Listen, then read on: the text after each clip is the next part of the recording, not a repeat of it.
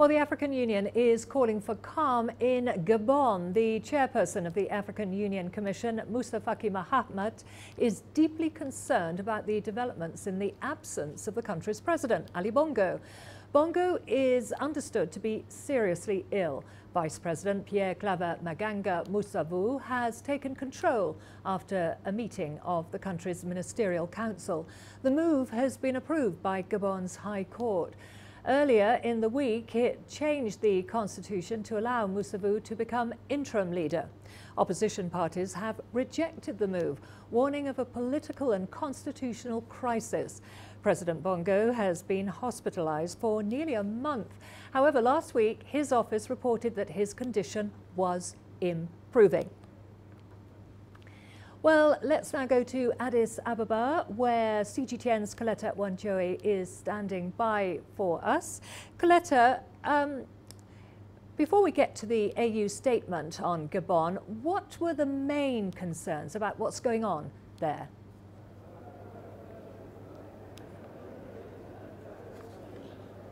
Well, I think the African Union is a bit skeptical or a bit scared, if you would say, of the fact that there might be a civil crisis within Gabon, because we are seeing the Constitutional Court now inserting a text into the Constitution saying that another person other than the president himself can give powers to another person to take over the government while he is away. So the African Union is demanding that people respect the constitutional order, and at the end of the day, there is a lot of confusion in Gabon right now. So we are looking at a situation whereby there is a section within the citizenry that feels that the Constitution or the Constitutional Court went beyond, or the justice system went beyond the expectations of the Constitution or the requirements of the people of Gabon. So that is basically the fear that is happening there in Gabon. However, just beyond the Gabon issue, we have been having the African Union Summit happening here at the AU headquarters in Addis Ababa, Ethiopia. This is the second and the last day for the heads of state. And to joining me to explain more about this issue is correspondent, a fellow colleague, Girum Chala, who has been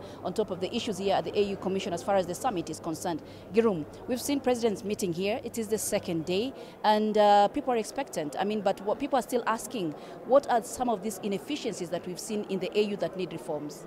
Well, since the inception, the African Union's or the former OAU's problem is implementing resolutions and decisions made. This challenge is not an easy challenge because it has an overall effect on the economy, on the peace and security, or the socio-economic situation of the continent, because these are heads of state, ever since the inception of it, have been coming together to discuss aspects of the continent. So implementing decisions and resolutions took the continent perhaps backwards, if I may say. The other and most important thing is who is seated where to do what, because when it comes to assignments,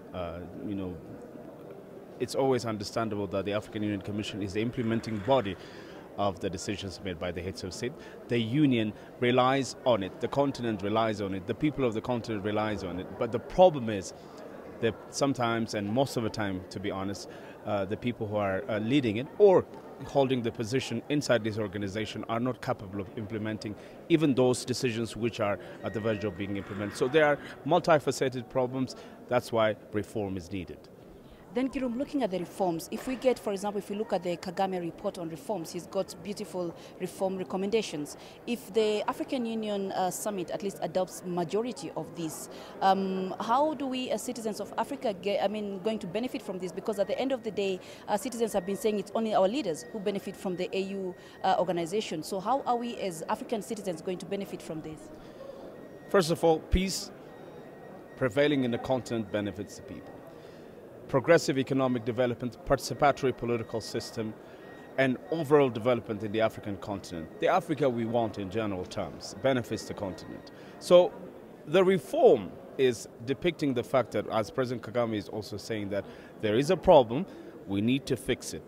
Africa cannot continue as business as usual, and things cannot continue as is, as we are seeing them at the moment.